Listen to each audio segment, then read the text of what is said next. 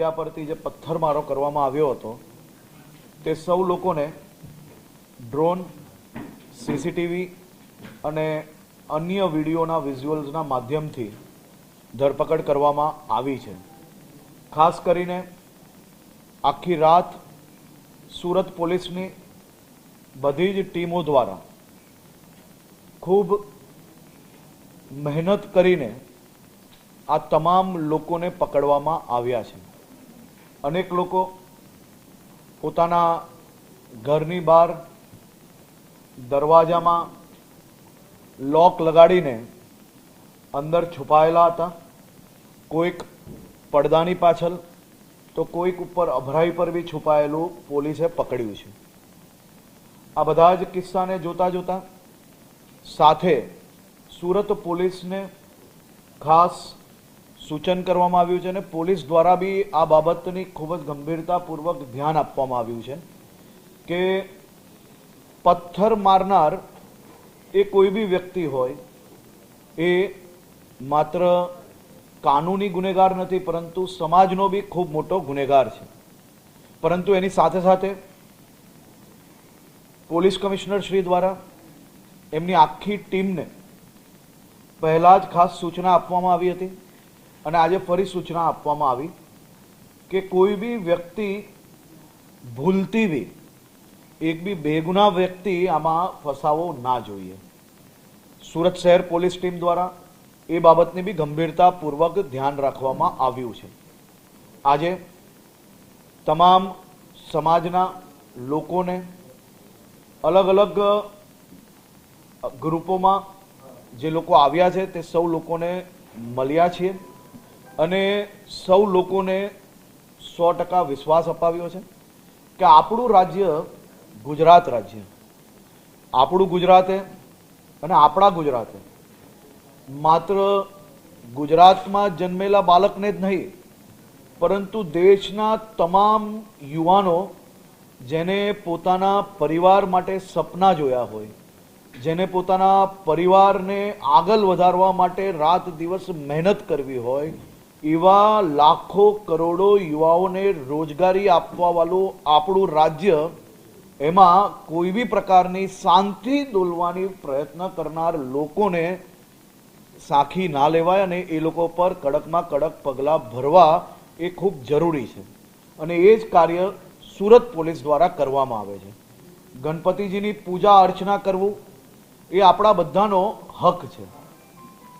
આપણા સૌની જીવાદોરી, આપણા સૌનું આસ્થાનું કેન્દ્ર એ ગણપતિજીની સ્થાપના 10 દિવસ માટે થતી હોય છે પરંતુ મહિનાઓ પહેલાથી અલગ અલગ મંડળો ગણપતિજીના આગમન માટે તૈયારીઓ કરતા હોય છે।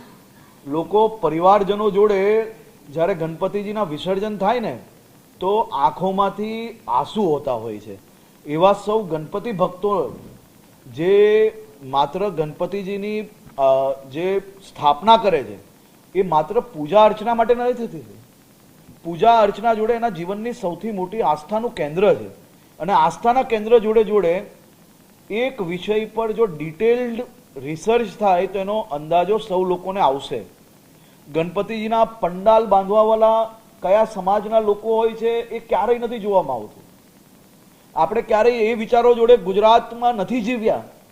આપણે સૌ લોકોએ રાત દિવસ મહેનત કરી છે, કાળી મજૂરી કરી છે, ત્યારે આપણું ગુજરાત આજે દેશનું પ્રથમ રાજ્ય બન્યું છે।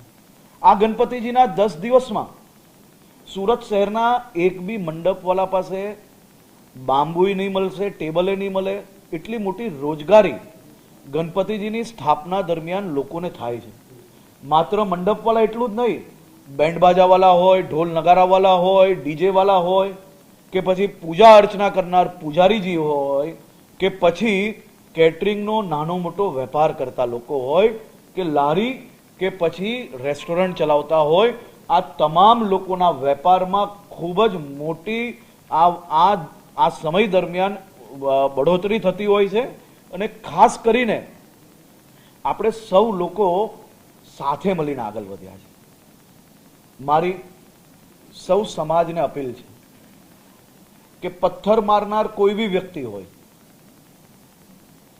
પોલીસ તો પોલીસનું કામ પછી કરે સર્વપ્રથમ સમાજના આગેવાનોનું કામ છે. સર્વપ્રથમ સમાજના સૌ આગેવાનોનું કામ છે કે આપણે આપણી સામાજિક ભાવનાઓ, આપણા રાજ્યની, આપણી ધરતીની અને આપણે સૌ લોકોને જે ધરતીએ રોજગારી આપી છે, જે ધરતીમાં આપણે મોટા થયા છે, એ ધરતી પર આ પ્રકારનું કૃત્ય ક્યારેય ના ચલાવી લેવાય. પોલીસ દ્વારા સંપૂર્ણ કાયદાકીય રીતે અને કાયદામાં કોઈ બી પ્રકારની છૂટછાટ ના રહે તે પ્રકારે કામગીરી કરવામાં આવી છે અને આ બાબતે તપાસ હજી બી ચાલુ છે. જે કોઈ લોકો બાકી હશે તેને બી પકડવામાં આવશે, પરંતુ કોઈ બી બેગુનાહમાં ના ફસાય તેની બી ચિંતા જરૂરથી પોલીસ દ્વારા કરવામાં આવી છે અને હજી બી કરવામાં આવશે. આભાર. હર્ષભાઈ, જે 6 છોકરાઓ પકડાયા છે એની પૂછપરછમાં કંઈ નીકળ્યું છે? પૂર્વ યોજિત આરોપ હોય, ષડયંત્ર હોય એવું એ 6 છોકરાઓ માટેનો બી વિષય પોલીસ દ્વારા ડિટેલ્ડ ઇન્વેસ્ટિગેશન કરવામાં આવ્યું છે. આજે કોર્ટમાં જ્યારે હાજર કરવાના છે તે પહેલાં જે તપાસનો વિષય છે એના મુદ્દાઓ હમણાં મારે ડિક્લેર કરવા એ યોગ્ય નથી. એ બાબતની સંપૂર્ણ માહિતી કોર્ટમાં જ્યારે આ સૌ આરોપીઓને લઈ જશે ત્યારે સરકારી વકીલ, પોલીસ દ્વારા જે વિષયો મુકાયેલા છે એ સૌ લોકોના ધ્યાન પર આપવામાં આવશે, કારણ કે પહેલાથી આ વિષયો ડિક્લેર કરવા એ યોગ્ય નથી. મેં બહુ ક્લિયર કહ્યું છે કે કોઈ બી પથ્થર ફેંકનાર વ્યક્તિ એ માત્ર કાયદાકીય ગુનેગાર નથી, એ સૌથી મોટો સામાજિક ગુનેગાર છે. કોઈ બી સમાજ ના હોય, આની અંદર કોઈ બી પ્રકારની લાગણી, કોઈ બી પ્રકારનો દયા એ હોય જ ના શકે. પથ્થર ફેંકવું અને પથ્થર ફેંકવાનો વિચાર બી કઈ રીતે આવી શકે? મારી તો ખાસ કરીને સમાજને અપીલ છે કે આ પ્રકારના યુવાનોને સાચી દિશા આપવી જોઈએ. આપણી જવાબદારી છે. સમાજે જ્યારે વિવિધ ટ્રસ્ટોની અંદર, ચાહે મદરેસા હોય, ચાહે મસ્જિદ હોય, ચાહે મુસ્લિમ સમાજના વિવિધ અલગ અલગ સંગઠનોમાં જ્યારે આપણે સૌ લોકોને જવાબદારી આપી છે, તો આપ સૌ લોકોની બી એક જવાબદારી છે કે યુવાનોને સાચા માર્ગે, અને કોઈક યુવાન જો ખોટા માર્ગે ભટક્યો હોય તો એને સમજાવવું જોઈએ. હું ફરી કહું છું, પથ્થર કોઈ બી જગ્યા પર ફેંકનાર કોઈ બી સમાજનો વ્યક્તિ હોય અમે છોડતા નથી.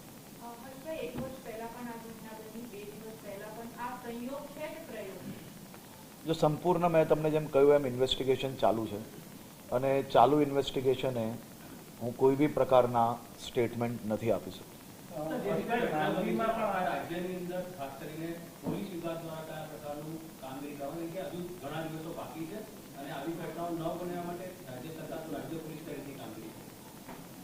આ આપણું ગુજરાત રાજ્ય છે, સૌ સમાજ સાથે મળીને બધા જ ઉત્સવ મનાવતું આવ્યું છે અને આ વખતે બી ગણપતિજીની શાનથી હજી 8 દિવસ પૂજા અર્ચના થશે અને અદ્ભુત રીતે થશે. અને આમાં કોઈ બી પ્રકારના ઇફ એન્ડ બટ હોય જ ના શકે. ગણપતિજીની સ્થાપનાથી લઈને વિસર્જન તક એ ગુજરાતની અંદર દિવાળીના તહેવાર જેવા દિવસ કહેવાય. સાહેબ, હજારો ઘરોમાં, સુરત શહેરની કદાચ જ કોઈ ગલી એવી હશે જ્યાં એક ગલીમાં 2-2, 5-5 ગણપતિજીની સ્થાપના ના થતી હોય. હજારો મંડળો દ્વારા ગણપતિજીની પૂજા અર્ચના કરવામાં આવે છે અને શું ઉત્સાહપૂર્વક, શું ભાવનાત્મક રીતે આ પૂજા અર્ચના કરવામાં આવે છે. અને સૌ ગણેશ ભક્તોને બી હું ખૂબ ખૂબ શુભકામનાઓ આપું છું. આ આખી ગણેશ ચતુર્થી આપ સૌ લોકોના જીવનમાં વધુમાં વધુ ખુશાલી લાવે. સૌ સમાજને, સૌ પરિવારોને આ ગણેશ ચતુર્થીના પાવન પર્વના જે તહેવાર છે તે નિમિત્તે બધાના જ ઘરોમાં ખુશી આવે